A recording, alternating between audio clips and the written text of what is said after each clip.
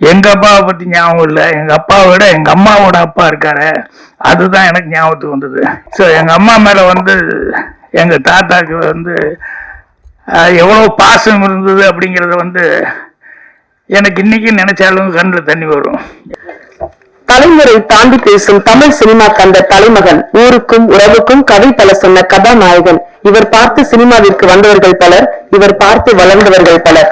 இன்று வந்தது சிறப்பு, லக்ஷ்ணாவை வாழ்த்து வந்தது இன்னும் பல சிறப்பு. அழைக்கிறோம் இயக்குனர் பாக்யராஜ் அவர்களை.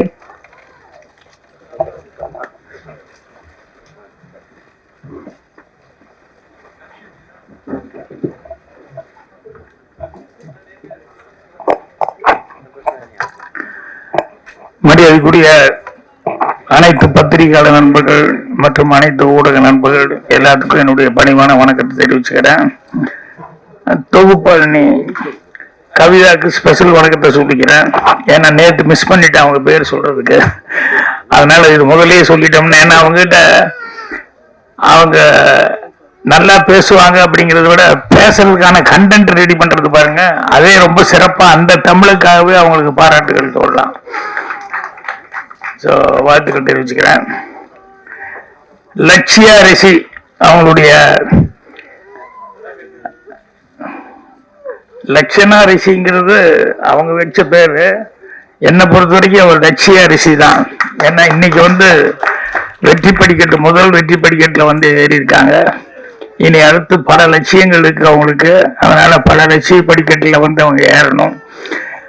அதுக்கு நிறைய பேர் லைனா வாழ்த்து சொல்லியிருந்தாங்க. ஒருத்தரும் ஒன்றும் மிச்சம் விடாத அளவுக்கு எல்லா சிறப்புகளையும் சொல்லிட்டாங்க. போட்டோகிராஃபிலேருந்து, மியூசிக்ல இருந்து, எடிட்டிங்ல இருந்து, அந்த பொண்ணு நடிப்புல இருந்து, லிப்சிங்ல இருந்து எல்லாமே ரொம்ப சிறப்பாக சொல்லியிருந்தாங்க. அதே மாதிரி இந்த அப்பா அப்படிங்கிறதுனால வந்து மீசி ராஜேந்திரோட ரொம்ப சிறப்பாக அப்பாவை பற்றி பேசினாரு. ஸோ இதில் வந்து ரிஷி அவர்களுடைய பங்குங்கிறது ரொம்ப முக்கியம். என்னன்னா, என்ன குழந்தைங்கிறது வந்து அது ஒரு பெரிய ஆர்ட். குழந்தை வளர்ப்பு அப்படிங்கிறது இருக்க, அது சாதாரண விஷயம் இல்லை. அது குழந்தை கேட்குற கேள்வி எல்லாம் இருக்குது, அதையெல்லாம் சமாளித்து அதை வந்து நம்ம ரூட்டுக்கு இழுத்துட்டு வர்றதுங்கிறது. சொல்லுவாங்கல்ல, ஒரு குழந்தை கல்யாண ஆரம்பத்தில் நான் ஏன் இல்லை அப்படின்னு சொல்லி கேட்டதான். இல்லம்மா, நீ வந்து அந்த நேரத்தில் நீ இல்லை, நீ எங்க போன, ஏன் என்ன விட்டுட்டீங்க, என்ன விட்டுட்டு எப்படி போட்டோ எடுத்தீங்கன்னு. இல்லை இல்லை, அது அந்த நேரத்தில் நீ இன்னும் பிறக்கலன்னா இல்லை உங்க அம்மா வயிற்றுல இருந்தது. இல்லை நீங்க பொய் சொல்றீங்க. இல்லம்மா, உங்க அம்மா வயிற்றுல தான் இருந்தேன். இல்லை இல்லை, வயிறு பெருசா இல்லையா எங்க அம்மாவுக்கு, சாதாரணமா தானே இருந்தது. இல்லம்மா, அது பின்னாலதான் பெருசாச்சு, அது எப்படி பெருசாச்சு அப்படின்னு இப்படி கன்னியூ பண்ணிட்டே போயிட்டு இருக்கோம் குழந்தைகிட்ட. அது அவ்வளோ சிரமமான ஒரு சமாச்சாரம். அதே மாதிரி அவங்க வந்து அவங்க நம்ம நினைக்கிறது வந்து அவங்க மேல வந்து நம்ம சில நேரங்களில் வந்து பேரண்ட்ஸ் பண்ற பெரிய தப்பு. அந்த குழந்தைக்கு என்ன அப்படிங்கறத வந்து அது மைண்ட்ல இருக்கிறத வந்து சில நேரங்களில் பேரண்ட்ஸ் வந்து இவங்க ஆசைக்காக அதை போட்டு திணிப்பாங்க. அதுக்கு முடியுதா முடியலையா, அதுக்கு அதுல இன்ட்ரெஸ்ட் இருக்கா இல்லையா அப்படின்னு சொல்லிட்டு. அதனால நிறைய இடங்கள்ல வந்து அந்த மிஸ்டேக் வந்துடும். அது வந்து இவங்க வந்து ரொம்ப ரிஷி அவர்களுக்கு வந்து கரெக்டா சிங்க் ஆயிடுச்சு. ஏன்னா அவருடைய லட்சியம் வந்து சினிமால ஏதாவது ஒரு சாதிக்கணும் அப்படின்னு சொல்லிட்டு, அதுல பை ஆக்சிடென்டா ஏதோ ஒன்று ஆயிப்போச்சு, அவரால் முடியல அப்படிங்கும் போது அதை அந்த குழந்தைகிட்ட வந்து அது மூலமாவது நம்ம வெளிப்படுத்தி சந்தோஷப்படணும் அப்படிங்கிறது ஒரு லட்சியமா எடுத்துக்கிட்டு தான் இவ்வளவு சிறப்பா அதை பண்ணியிருக்காரு. இதுக்கு அந்த குழந்தைகிட்ட எல்லா தகுதியும் இருக்கணும். அதுதான் கடவுள் அனுகிரகம் அப்படிங்கிறது. என்ன இவர் நினைச்சா அந்த பொண்ணுக்கு இன்ட்ரெஸ்ட் இல்லைன்னா என்ன பண்ண முடியும்? ஸோ அந்த பொண்ணு எவ்வளவு தூரம் இன்ட்ரெஸ்ட் எடுத்து இதை வந்து அந்த நடிக்கிறதுக்கும் பாடுறதுக்கு லிப்பு கொடுக்கறதுக்கும் இதுக்கெல்லாம் மனப்பாடம் பண்ற அளவுக்கு அந்த பொண்ணுகிட்ட அவ்வளவு கெப்பாசிட்டி அந்த பொண்ணுகிட்ட இருந்தது அப்படிங்கிறது இவருடைய லட்சியத்தை நிறைவேற்றுறதுக்கு அந்த அளவுக்கு ஒரு குழந்தையை வந்து அவங்க கொடுத்துருக்காங்கிறது அது கடவுள் இது. அதனால நிச்சயமா அந்த குழந்தை வந்து எல்லாரும் பேரண்ட்ஸ்லேருந்து எல்லாரும் சொல்லிக்கிட்டு இருந்தாங்க இல்லையா, அவங்க அந்த மாதிரி வந்து அந்த குழந்தை வந்து ஒவ்வொன்றிலையும் வந்து ஸ்டெப் பை ஸ்டெப்பு நல்லா வரப்போகுது. அதுக்கு என்னுடைய வாழ்த்துக்களை தெரிவிச்சுக்கிறேன். இந்த அப்பான்னு டைட்டில் வச்சிருக்கிறதுனால வந்து பேரரசெல்லாம் அவங்க அப்பாவை பத்தி சொல்லிட்டு இருந்தாரு. எனக்கு அவங்க அப்பா எங்க அப்பாவை பத்தி ஞாபகம் இல்லை, எங்க அப்பாவை விட எங்க அம்மாவோட அப்பா இருக்காரு, அதுதான் எனக்கு ஞாபகத்துக்கு வந்தது. ஏன்னா எங்க தாத்தாக்கு எங்க அம்மா மேல அவ்வளவு பிரியம். ஒரே பொண்ணு, இது 2 பேரும் பசங்க, எங்க அம்மா தான் மூத்தது. ஸோ எங்க அம்மா மேல வந்து எங்க தாத்தாக்கு வந்து எவ்வளவு பாசம் இருந்தது அப்படிங்கறது வந்து எனக்கு இன்னைக்கு நினைச்சாலும் கண்ணில் தண்ணி வரும். என்னன்னா எங்க அம்மா உடம்புக்கு முடியாம முதல்ல போயிட்டாங்க. அத வந்து எங்க தாத்தா கிட்ட எப்படி சொல்றதுன்னு தெரியாம அன்னைக்கு எல்லாரும் அலமோதுறாங்க. ஏன்னா இவரே வயசானவர் 78-80 பக்கம் வந்துருச்சு. அதனால இவர்கிட்ட அதை சொன்னா இவரால தாங்கிக்க முடியுமா, ஒரு அப்பாவா அவர் எவ்வளவு பாசம் வச்சிருக்காரு அப்படிங்கறதுனால என்ன எப்படி சொல்றது என்னன்னு தெரியாம ஒன்னும் சொல்ல போனோம்னா எங்க அண்ணன்லாம் வந்து இந்த இதா ஒண்ணு பண்ணுவாங்க, முரட்டு வைத்தியம் பண்ணுவாங்களே, அந்த மாதிரி எங்க தாத்தாக்கு ட்ரிங்க்ஸ் ஊத்தி விட்டு எப்படியாவது தூங்க விட்டு, ஏன்னா இதை பார்த்துட்டு அவர் டபால் நெஞ்ச பிடிச்சிட்டேங்க போயிட்டேன் என்ன பண்றதுன்னு அப்படி எல்லாம் செஞ்சு படுக்க வச்சாங்க. ஆனா அதையெல்லாம் தாண்டி எங்க தாத்தா வந்து தெரிஞ்சுக்கிட்டாரு. தெரிஞ்சதுக்கு அப்புறம் வந்து அவரால் தாங்கிக்க முடியல. என் பொண்ணு அவ சந்தோஷம் இல்லாம அவ போய் சேர்ந்துட்டா நான் இனிமே லைஃப்ல என்னது சந்தோஷம் அப்படின்னு அடிக்கடி எங்க பாட்டிக்கிட்ட புலம்பிட்டே இருப்பாரு. ஒரு நாள் நைட்டு ஜன்னல் ஓரமா படுத்துக்கிட்டு இருந்த ஒரு கட்டில டமான்னு ஒரு சத்தம், எல்லாம் தடாபுடா நினைச்சு போய் பார்த்தா எங்க தாத்தா முனகல் சத்தம். என்னடான்னா அவர் கழுத்துல சுருக்க மாட்டி அந்த ஜன்னல் வழியா ஜன்னல் இருந்து அப்படியே கீழே ட்ரை பண்ணிட்டாரு. சுருக்க மாட்டி போனா கீழே விழுந்தாரு. அது உருவிட்டு படாலும் விழுந்து இடுப்பு அடிபட்டு இருப்பு.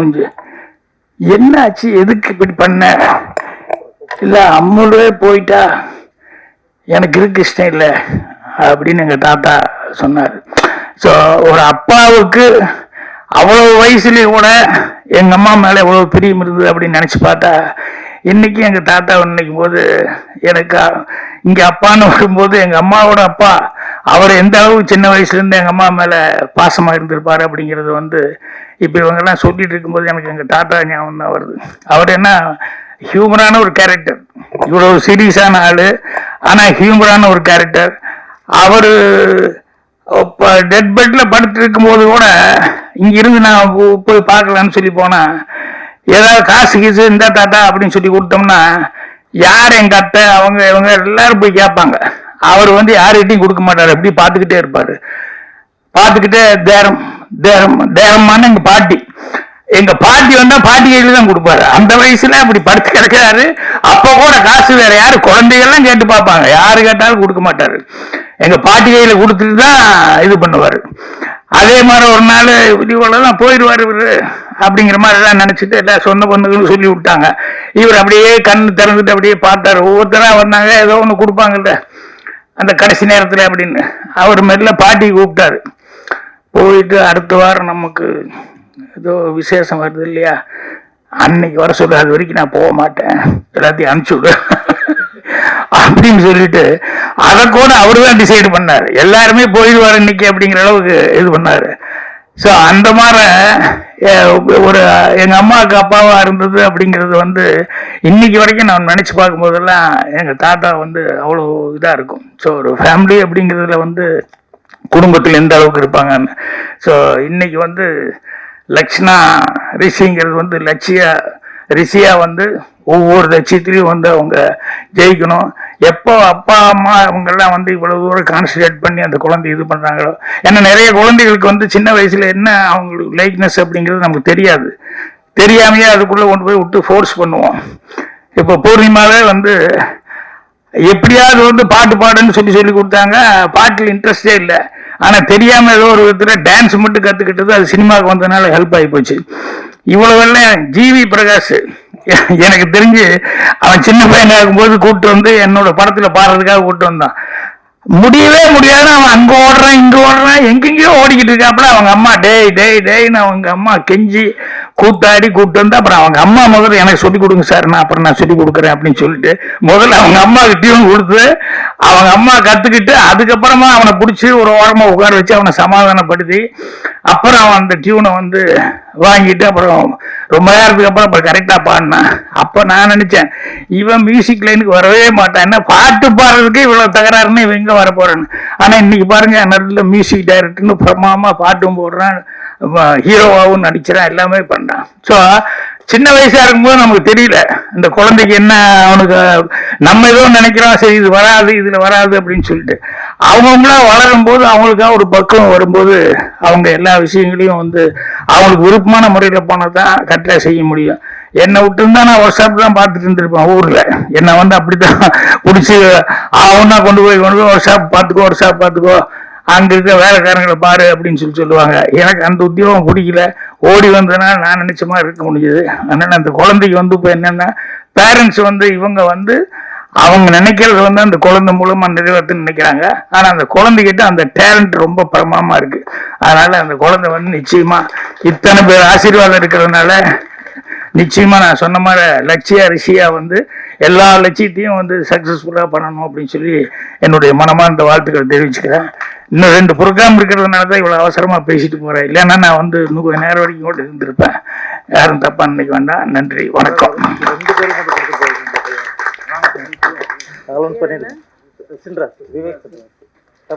சின்ராஸ் எங்க இருந்தாலும் வாங்க.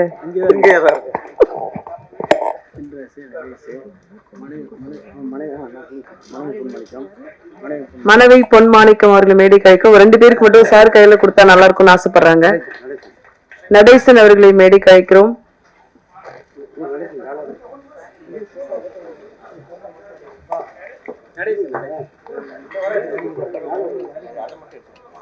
அனிஷா சதீஷ் அவர்களை நன்றியுரை வழங்க அழைக்கிறோம். மனைவி சார் அவர்களை மேடை கழிக்கிறோம்.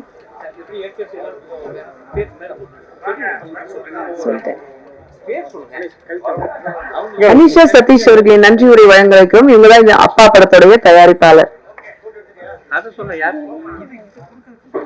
அவங்கதான். தேங்க்யூ. அவ்வளவு எல்லாரும் கொடுத்துருச்சு சார்.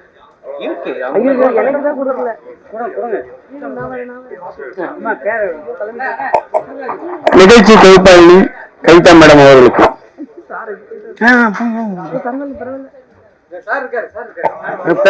சார் அவர்களுக்கு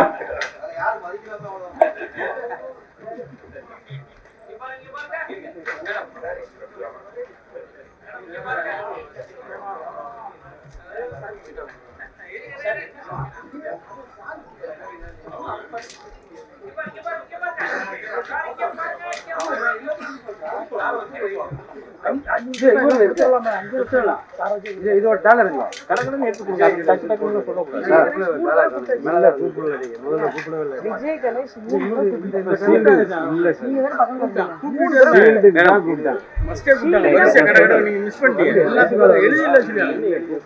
ஏத்த மாதிரி கடற்கடன் சார்.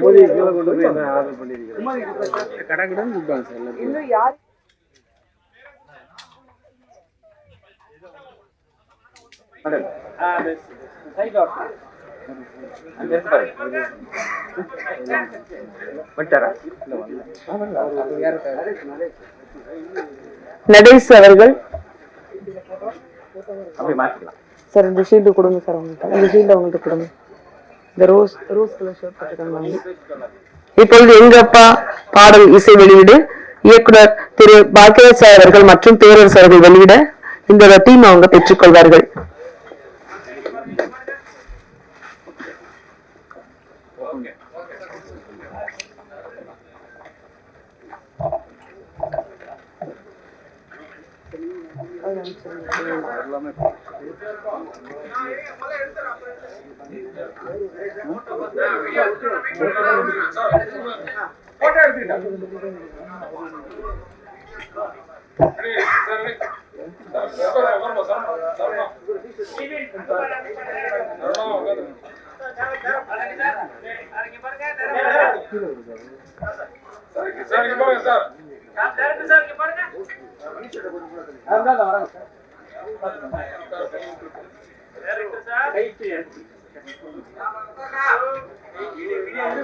இசையமைப்பாளருக்கு கொடுத்தாங்களா? இது ஒன்று கொடுங்க இசையமைப்பாளர்.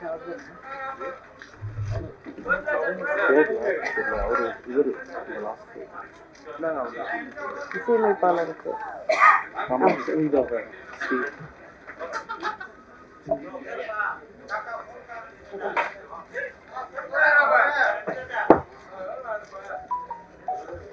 ஹலோ சொல்றேன். இல்ல 10 நிமிஷம் ஆகும். திவாகரனுக்கு காலேஜ் போயிடு. நான் வரதுக்கு லேட் ஆகும். திவாகரனுக்கு ஃபோன் பண்ணி சொல்லி வாங்கி வைக்கிறேன்.